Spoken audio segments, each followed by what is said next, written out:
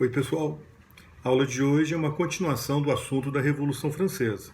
Nós vamos comentar hoje sobre a Convenção Nacional, a fase inicial da República Revolucionária Francesa, em especial sobre a época em que os jacobinos controlaram essa Convenção Nacional, o período, na verdade, mais famoso da Revolução Francesa. Ok? Então vamos lá. Então, continuando o assunto da Revolução Francesa, nós vimos na última aula que a Revolução Francesa é dividida em diversas fases, né, e subfases. Na verdade, duas grandes fases. Uma fase monárquica, a Revolução, num primeiro momento, não derrubou a monarquia e não tinha intenção de derrubar a monarquia, pelo menos essa era a visão da maioria dos revolucionários, ou da liderança revolucionária, e só depois é que a Revolução entra numa fase republicana, só depois é que a monarquia foi derrubada. A Revolução começou em 1789, a monarquia só foi derrubada em 1792. Né? Nós vimos que no início da Revolução foi instituída uma Assembleia Nacional Constituinte. Essa Assembleia Nacional Constituinte tomou uma série de medidas que desmancharam o antigo regime francês e lançaram as bases para a construção de um novo regime, um regime mais moderno, mais favorável ao capitalismo, mais favorável à industrialização, um regime de linha liberal. A palavra liberal, liberalismo, eu insisto, não existia nessa época ainda, mas as ideias, né, da Revolução, as ideias, né, que a Assembleia Constituinte estava defendendo, aplicando, na construção desse novo regime, eram ideias que podem ser chamadas tranquilamente de liberais. Quer dizer, um pensamento iluminista de linha liberal.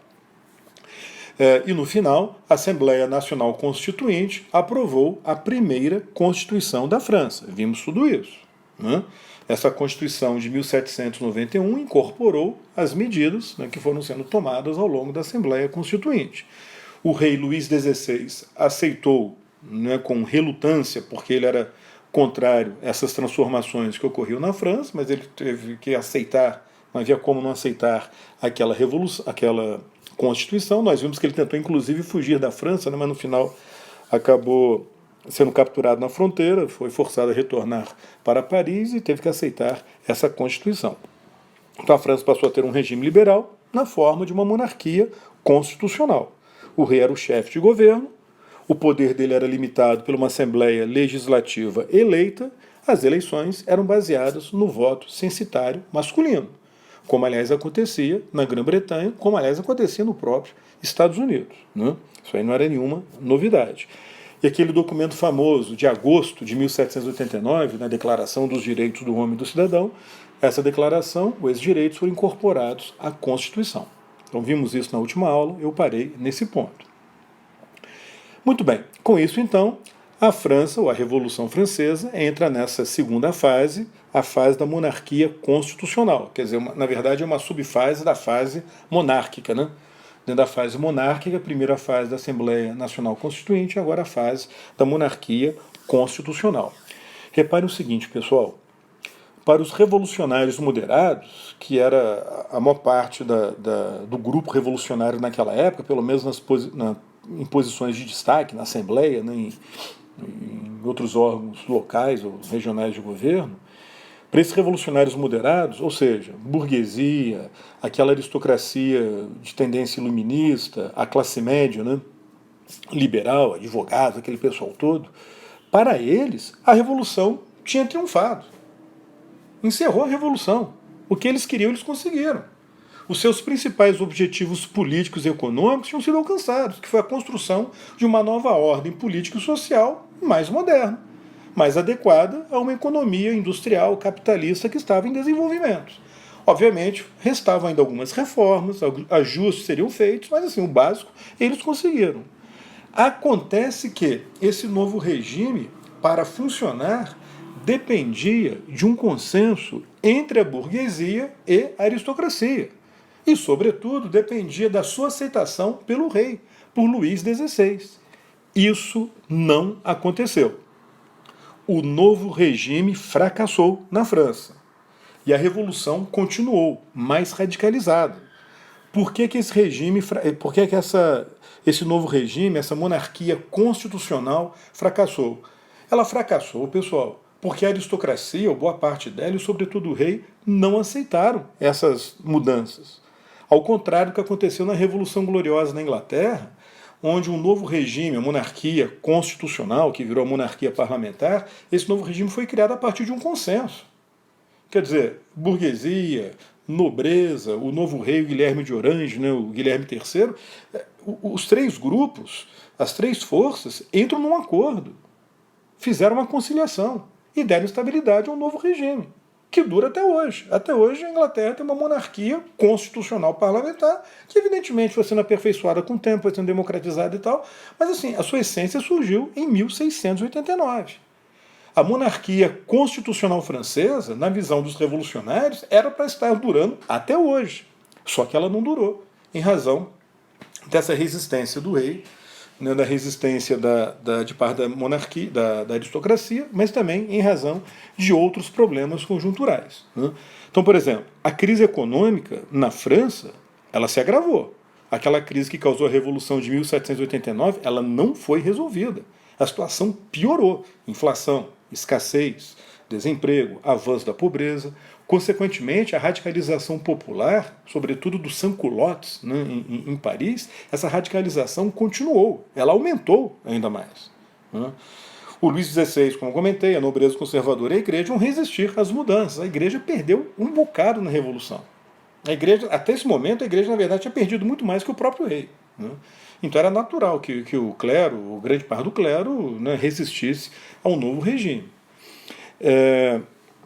E tinha também aquele movimento contra-revolucionário, né, dos emigrês, aquele pessoal que fugiu, aquela nobreza que fugiu para a Bélgica, a aristocracia, né, conspirando para poder retornar e fazer uma contra-revolução. Então tinha um grupo contra-revolucionário muito forte ali, grudado na Bélgica, na fronteira com a França, conspirando para tentar acabar com a revolução. Um outro problema, a revolução alcançou o Império Colonial Francês. A principal colônia da França era o Haiti. O Haiti na época era conhecido como Saint-Domingue, era o maior exportador de açúcar e de café das Américas. Como eu comentei, gerava uma grande fonte de renda para o comércio francês, né, para a burguesia francesa. E no meio da Revolução na França, a Revolução se estende para essa colônia. E no Haiti, em 1791, estourou a Revolução Haitiana, que foi uma revolução de escravos. A única revolução de escravos que deu certo na história. Essa revolução só seria concluída em 1804, a Revolução Haitiana. Mas ela já começa em 1791.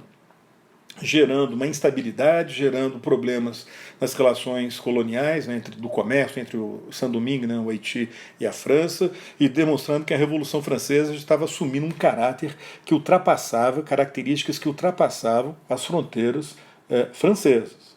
Então isso aí foi um outro problema, essa tendência de radicalização da Revolução Francesa.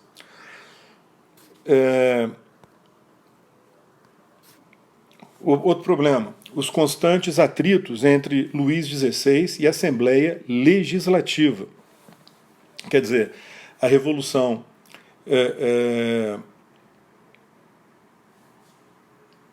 Peraí que eu acho que eu fiz alguma coisa, eu acho que eu pulei aqui um... Ah não, tá certo.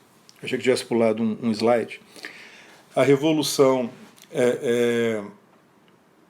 estava se expandindo, como eu falei, estava assumindo um caráter, né, mais internacional, porque a França era o país mais influente na Europa, então qualquer transformação radical na França repercutia no continente europeu.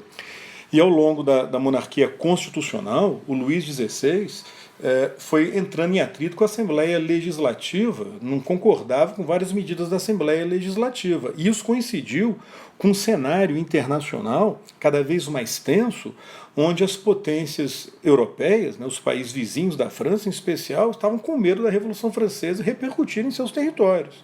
E o resultado foi que estourou uma guerra, que a gente fala no plural, guerras revolucionárias francesas, mas na verdade foi uma única guerra, né, em várias etapas, entre a França e as potências europeias. Essa guerra, pessoal, foi o principal problema do novo regime francês.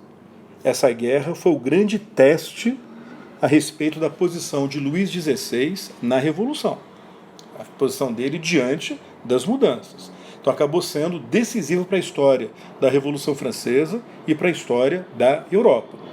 De fato, a tensão crescia entre a França e os seus vizinhos, e reparem bem, a França que eu estou me referindo era a Assembleia Legislativa, né, o parlamento francês.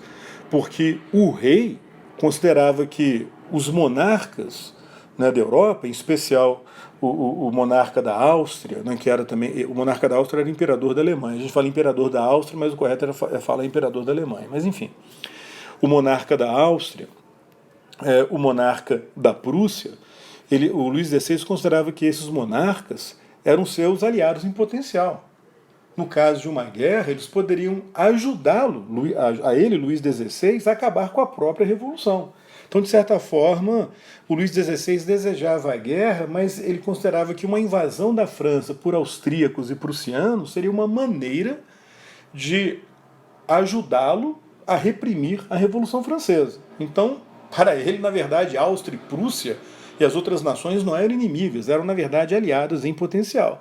A Assembleia Legislativa é que considerava que essas nações eram inimigas da Revolução, porque eram países, né? Nação não é o termo correto, não, mas países governados por monarquias absolutistas, do antigo regime, aquela história toda. Mas a tensão foi crescendo entre França e a Áustria em especial. A Áustria controlava a Bélgica, na Bélgica estavam concentrados os emigrês, né, a nobreza francesa refugiada. A Assembleia exigiu que a Áustria devolvesse, expulsasse aquela nobreza para ela ser repatriada para a França. A Áustria se recusou a fazer isso, a tensão foi crescendo, na verdade, entre a Assembleia e a Áustria, e culminou em abril, dia 20 de abril de 1792, na declaração de guerra da França à Áustria. A declaração foi proposta pela Assembleia e Luís XVI aceitou. Ele apoiou essa proposta de guerra. Por quê? Por essas razões que eu falei. Para a Assembleia Legislativa, a Assembleia Legislativa, para ela a guerra era uma maneira de despertar o patriotismo popular e desviar a atenção dos problemas internos. O povo iria unir-se à Assembleia, esquecer dos problemas econômicos e, num surto de patriotismo, apoiar o novo regime na guerra contra os austríacos. Agora, para o rei, a guerra, para ele, era uma solução para os seus problemas. Na visão dele, com a guerra, ele esperava que a França seria invadida pela Áustria, a França seria derrotada e os austríacos acabariam restaurando o antigo regime absolutismo. Ou seja, na visão de Luís XVI, a Áustria seria a salvadora do antigo regime, a restauradora do antigo regime. A Prússia acabou entrando na guerra ao lado da Áustria, ela era uma aliada da Áustria, assim como os demais estados alemães, né? O Sacro Império Germânico, na época, que era encabeçado pelo rei da Áustria, né? E ele tinha um título de imperador da Alemanha. Com isso, a guerra, então, estoura entre França, Áustria, Prússia, né? E os estados alemães. Vou parar aqui e já continuo.